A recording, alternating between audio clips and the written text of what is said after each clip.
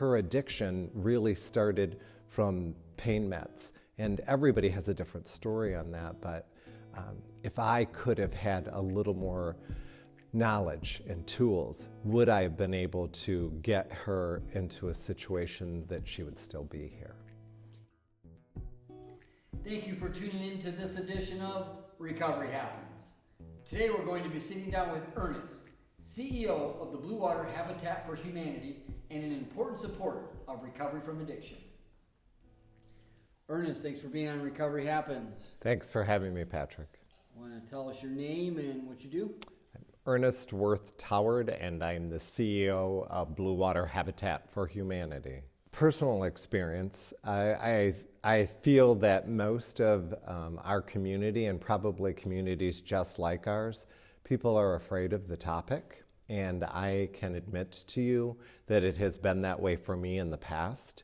And that changed for me when I lost someone who was close to me, a daughter of friends who was almost like a niece. And in that process of watching her life change and her become a completely different human being, and the stages that the parents went through and I went through as a friend, it changed me. And coming out the other side, because we did lose her, made me realize that I have an opportunity to speak and talk to others about the importance of not feeling afraid of the topic, ashamed of the topic, or just reluctant to do so because you're embarrassed or uncomfortable. I think it's unrealistic for us as a society not to recognize that everyone has some kind of difficulty in their lives, whether that be an addiction, whether it be through drug use or alcohol.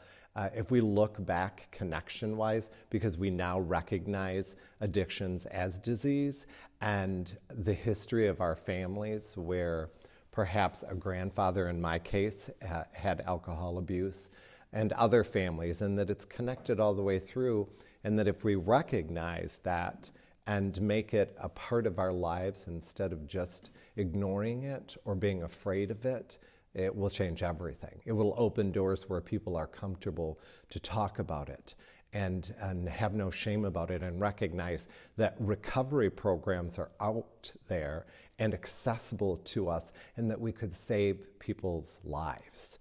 And that, for me, is why I'm sitting here today, because I believe that perhaps with my voice, if one person hears that and it changes them and it gets them the opportunity or the service that's right there in their own backyard, like BW Rock, then it could change everything, and they could be here instead of feeling the loss that I do. With the individual that I lost, I will forever love Jess, but she's gone. I did her eulogy. She was way too young to be gone. And her addiction really started from pain meds. And everybody has a different story on that. But if I could have had a little more knowledge and tools, would I have been able to get her into a situation that she would still be here? And then there needs to be people like yourself who have an inside connection to that know how to reach them, because I didn't, nor did her parents. And I watched her mom lose her daughter twice. No one should ever have to do that, ever. And you can see it's still emotional today for me. And I have no shame about that. I love her and I miss her every day. But I wish I could change that pain for her mother in particular.